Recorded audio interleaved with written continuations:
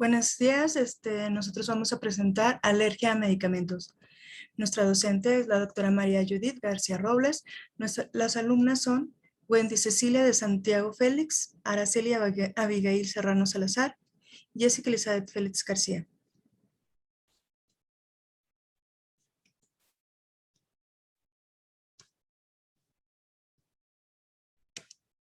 Bueno, tenemos que según la OMS, las reacciones adversas a medicamentos es cualquier efecto perjudicial o no deseado que ocurre tras la administración de una dosis medicamentosa, normalmente que es utilizada en la especie humana para la profilaxis del diagnóstico o tratamiento de enfermedad o para la modificación de una función biológica. Las alergias de medicamentos es la reacción inmunológicamente mediada que es caracterizada por ser específica y ser recurrente si el paciente se vuelve a exponer al fármaco. En epidemiología, tenemos que las reacciones alérgicas a los medicamentos constituyen la tercera causa de consulta alergiológica después de la rinoconjuntivitis y el asma. El 15% de la población refiere padecer o haber padecido alergia de medicamentos, siendo la causa del 4.7% del total de la hospitalización. Tenemos los factores de riesgo, que son dependientes de fármaco y factores dependientes del paciente. Los dependientes del fármaco es la capacidad de unión a proteínas y dosis posológica, vía administración. Los factores dependientes del paciente es el sexo femenino, historia previa de reacciones alérgicas a medicamentos, exposición recurrente a fármacos del tipo HLA, que es la de alopurinol y abacavir. Lo otro tenemos atopía. La descripción general, vamos a tener que la alergia a un medicamento es a una reacción anormal del sistema inmunitario a ese medicamento. Todos los medicamentos, sean de venta libre, recetados o a base de hierbas, pueden producir alergia. Sin embargo, existen ciertos medicamentos que provocan alergia con mayor probabilidad. Los signos y síntomas más frecuentes de la alergia a los medicamentos son urticaria, erupción o fiebre. La alergia a los medicamentos puede provocar reacciones graves como afección que puede poner en riesgo la vida y afecta a múltiples sistemas del cuerpo, como anafilaxia. La alergia a los medicamentos no es lo mismo que un efecto secundario, que es la posible reacción conocida que se enumera en la etiqueta de los medicamentos. La alergia a los medicamentos también se diferencia de la toxicidad que puede ocasionar a la sobredosis de medicamentos. Tenemos los factores determinantes de las alergias dependientes del fármaco.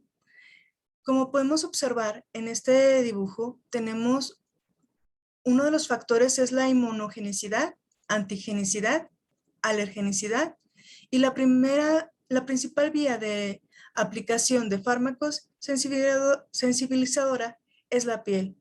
En este podemos observar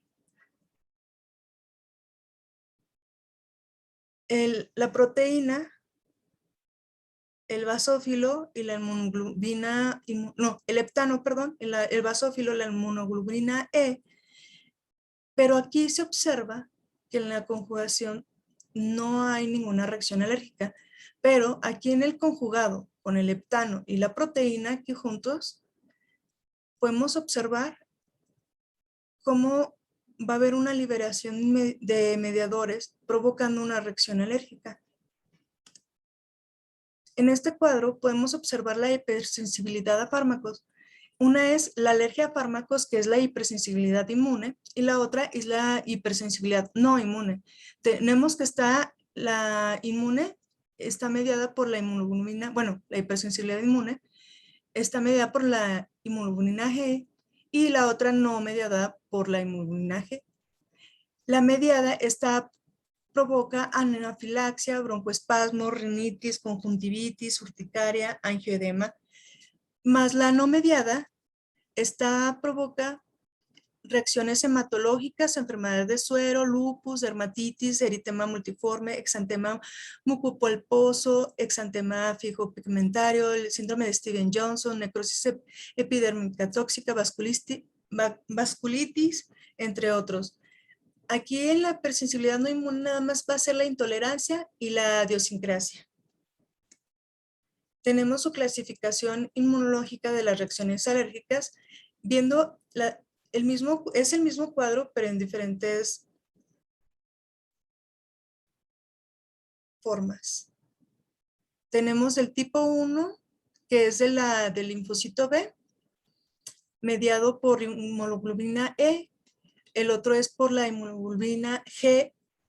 El otro, pero del tipo 2, IgM.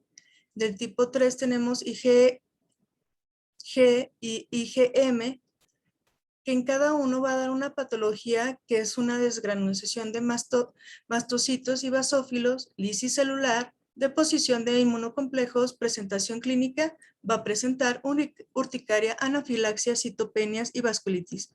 Aquí en los linfocitos T se va a presentar de 4 maneras, el A hasta el D. Tenemos el TH1, el TH2, el THL, el linfocito T y el interferón Y, la interleucina 4, interleucina 5, perforina, granzima B, perdón, y interleucina 8. La patogenia va a ser la activación de mastocitos macrófagos y activación de eosinófilos, citotoxicidad, quimiotaxis y activación de neutrófilos. Vamos a presentar en la forma clínica eczema, exantema macupulposo, ampiloso, exantema maculpulposo amplioso, pustuloso, exantema pustuloso. Bueno, como ya había mencionado, las inmediatas, menos de una hora, van a estar intermediadas por anticuerpos de IG, que es el TH2, interleucina 4, 5, 10 y 13, provocando una urticaria, angioedema, choque anafiláctico. Las no intermediarias, mayor de 1 a 72 horas, van a estar mediadas por células T, que es el TH1, interferón Y, interleucina 2, interleucina 12, provocando eritema multiforme, vasculitis, necrólisis epidérmica tóxica, el síndrome de Steven-Johnson y el síndrome de hipersensibilidad a fármacos. Hay que tomar en cuenta que el órgano más afectado es la piel, aunque también puede haber lesión hepática, pulmonar, renal o cardíaca. El tratamiento correcto de este tipo de reacciones requiere hospitalización en la mayoría de los casos. Las reacciones inmediatas vamos a tener que suceden durante los primeros minutos a una hora tras la última administración del fármaco. La urticaria, angioedema, conjuntivitis o rinitis, broncoespasmos son síntomas gastrointestinales, anafilaxia o shock anafiláctico. En este cuadro tenemos la clasificación de la gravedad de la anafilaxia. Vamos a presentar la sintomatología cutánea, gastrointestinal, respiratoria, cardiovascular y neurológica, que va desde leve, moderada a grave. Hay que tomar en cuenta que la gravedad va a depender muchos de los síntomas como prurito oral de la gastrointestinal y va desde moderada a grave, como ya lo había mencionado.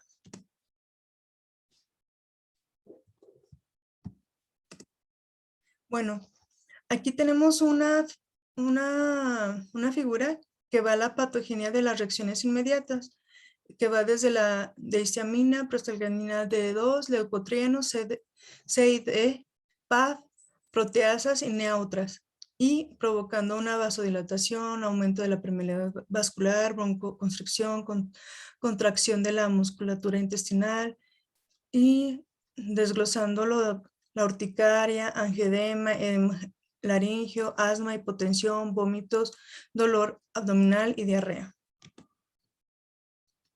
Las reacciones no inmediatas ocurren después de una hora, tras la administración del fármaco implicado, que es inmediatas a menos de una hora, aceleradas de 1 a 48 horas, tardías mayor a 48 horas, pero estas son reacciones no inmediatas. En este cuadro es lo que nos ayudaría a explicar un poco mejor lo que es la clasificación inmunológica de las reacciones. Viendo los antígenos, los linfocitos T, cómo reaccionan con los mastocitos y la unión del antígeno IgE y la liberación de los mediadores. También tenemos la lisis de complemento, toxicidad, la opsonización y la fagocitosis. Las natural killer también como participan. Aquí en este cuadro podemos ver los linfocitos TH, las citoquinas, que estos también, bueno, recordemos que los los natural killer y los TC y los macrófagos, perdón, son mediadores inflamatorios. Aquí los inmunoprecipitados y los inmunocomplejos van a tener una reacción, bueno, y una atracción de los neutrófilos. Aquí va a haber una lesión en los mastocitos. Y aquí se puede ver este cuadro como aquí explicado. El cuadro clínico vamos a presentar pues exantema musculopalposo, exantema multiforme, postulosis exantemática aguda, el síndrome de Steven-Johnson, vasculitis, dermatitis por contacto y así. Bueno, los aminoglucósidos, perdón, es la gentamicina, la tobramicina, neomicina, canamicina, amicacina, espectinomicina. En vancomicina vamos a tener una dermatitis de IgA lineal que va a provocar una enfermedad ampollar. La presentación atípica está imitando la necrosis epidérmica tóxica, como podemos ver así en las imágenes. Los macrólidos suelen ser reacciones moderadas con urticaria, exantemáticas y angioedema, dermatitis de contacto, etc. En las quinolonas, las reacciones que vamos a observar van a ser dermatitis sistémica, vasculitis, púrpura, eritema exudativo y necrólisis.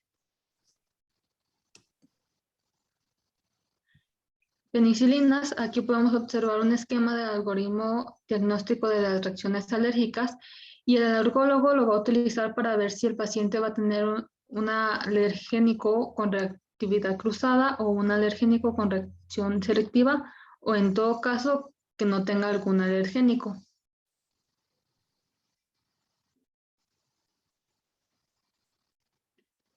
Cefalosporinas. Aquí tenemos otro algoritmo de las reacciones alérgicas, donde iniciamos con su historia clínica. Vamos a tener sus pruebas cutáneas determinantes de penicilina. Si sale positivo, nos va a dar una hipersensibilidad a beta-lactámicos. En caso de que salga negativo, nos da vamos a realizar unas pruebas cutáneas de cefalosporinas. Si llega a ser negativo, se realizan pruebas de exposición a cefalosporinas implicadas. Y si da como resultado negativo es que no tiene alergia. Si da resultado positivo va a tener una hipersensibilidad a cefalosporinas, al igual si da la prueba cutánea un resultado positivo. En este caso vamos a hacer una valoración a exposición controlada de penicilinas o cefalosporinas diferente cadena lateral. Si tenemos como resultado negativa, vamos a obtener una hipersensibilidad selectiva. Si obtenemos positivo a penicilinas, vamos a tener una hipersensibilidad cruzada. Y si obtenemos un resultado positivo de cefalosporinas, vamos a obtener hipersensibilidad cefalosporina.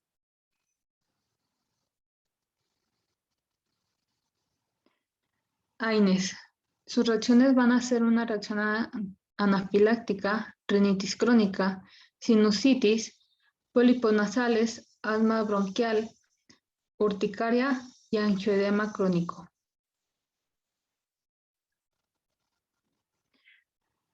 Aquí tenemos otro esquema de la respuesta sistémica durante la exposición oral controlada en algunas formas clínicas de las reacciones inducidas por AINES.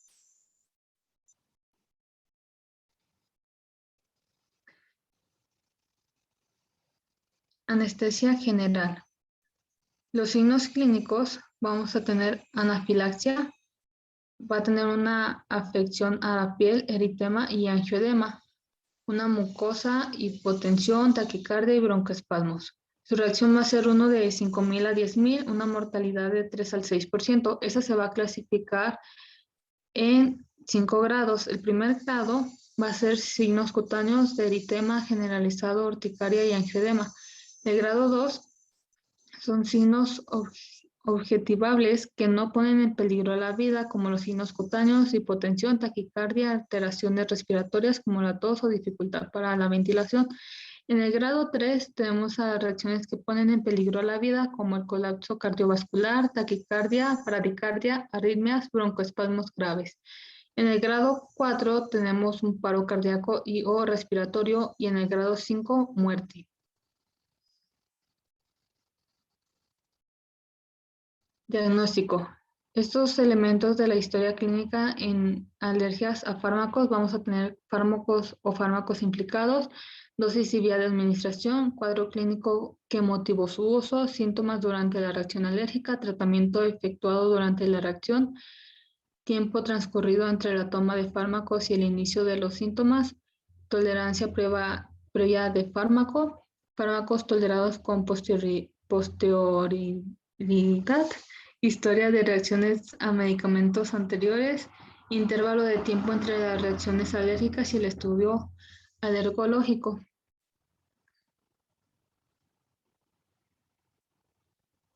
La historia clínica nos va a ayudar para ver la reacción adversa que tuvo el paciente con el fármaco.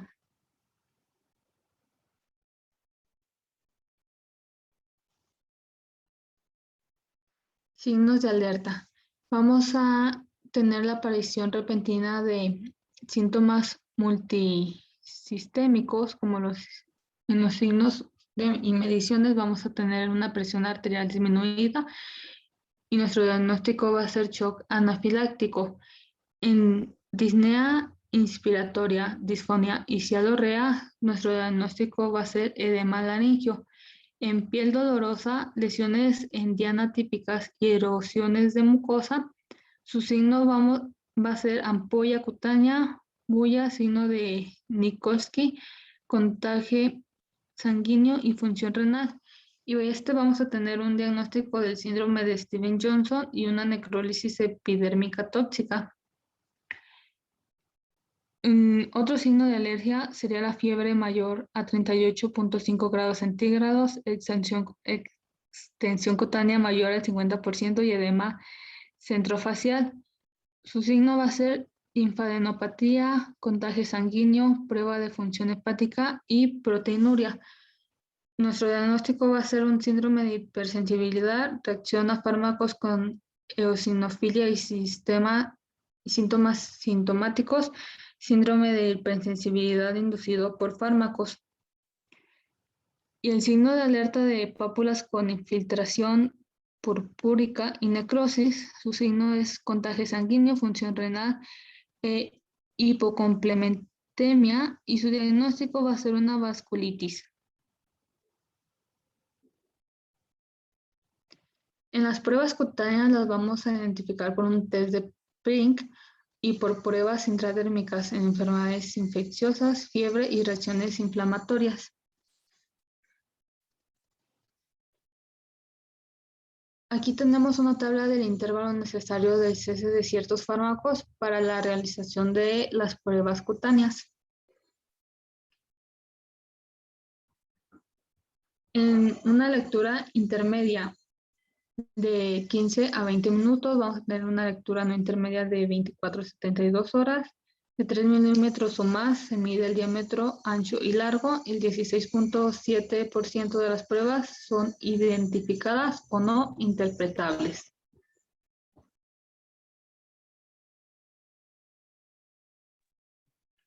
Pruebas epicutáneas en parches y fotoparches. Estos son útiles en el diagnóstico de la dermatitis de contacto producidas por la aplicación tópica de fármacos y en reacciones cutáneas de tipo retardado. Se aplica el parche y se debe dejar por 2 días y el resultado se va a leer de 48 a 96 horas. Las reacciones en las que se podría estar indicadas las pruebas cutáneas y epicutáneas en el diagnóstico de hipersensibilidad a fármacos, tenemos a las pruebas epicutáneas en parches, como las pustulosis exantemáticas generalizadas agudas, dermatitis de contacto, eritema multiforme, erupción exantemática por fármacos, exantema fijo medicamentoso, reacciones fotoalérgicas, púrpura, leucocitoclástica, vasculitis, síndrome de Steven-Johnson y necrólisis epidérmica tóxica. Y en las pruebas cutáneas tenemos anafilaxia, broncoespasmos, conjuntivitis, rinitis, urticaria, angioedema.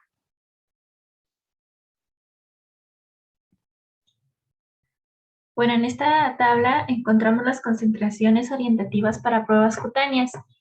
Primero nos presenta el fármaco, la concentración intraepidérmica y la concentración intradérmica. Entre los fármacos encontramos los betalactámicos, las quinolonas, los AINES y los anestésicos generales. En el diagnóstico in vitro de alergias encontramos la determinación de inmunoglobulinas E específica para penicilina, insulina, protamina, tiopental, quinolonas, que tiene un 50% de especificidad.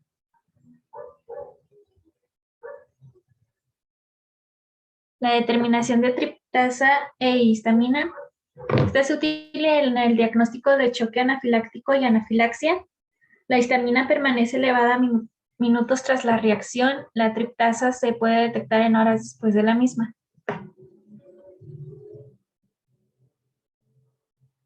Las pruebas celulares. En esta prueba, las células del paciente son estimuladas con un alérgeno observando una respuesta biológica.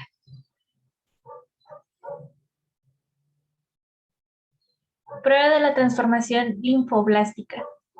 Esta prueba detecta la proliferación celular tras la incubación de las células linfomonocitarias del paciente con el medicamento sospechoso.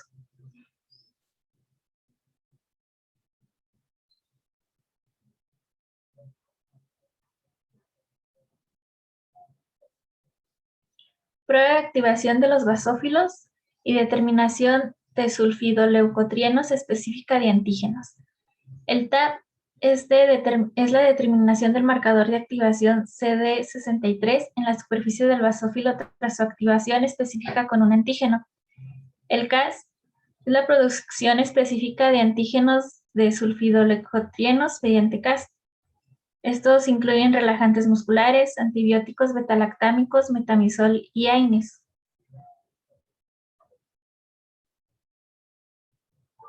La prevención y el tratamiento pues es identificar el cuadro clínico, el agente responsable y qué tratamientos serían los indicados para revertir los síntomas.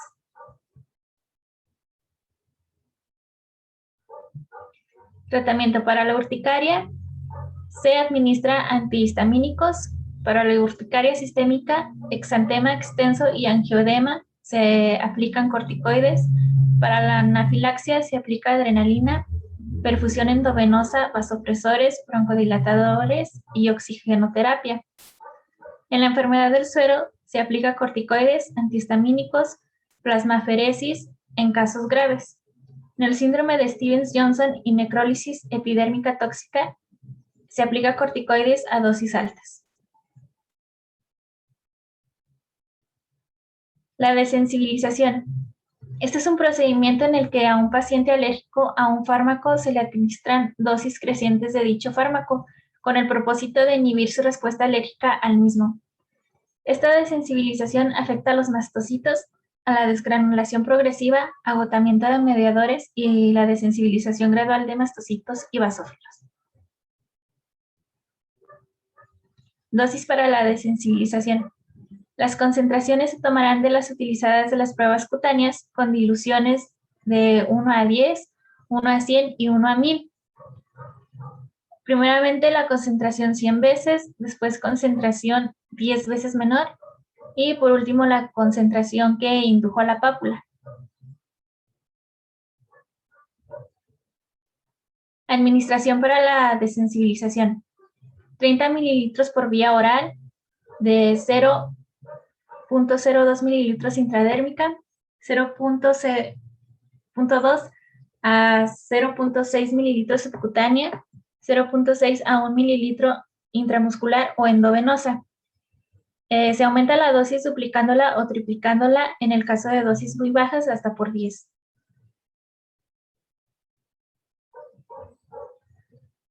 En esta tabla se observa el protocolo de desensibilización oral para la penicilina 5. El intervalo entre las dosis es de 15 minutos. Aquí se muestra el protocolo de desensibilización parenteral a la penicilina G, que el intervalo de tiempo que es recomendado entre las dosis es de 7 a 15 minutos.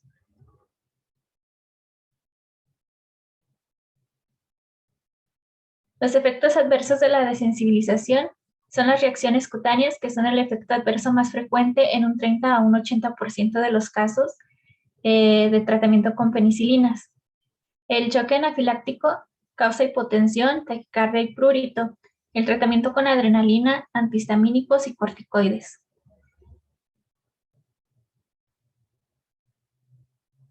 Esta es una lista de algunos medicamentos que pueden causar una hipersensibilidad o una alergia en el paciente.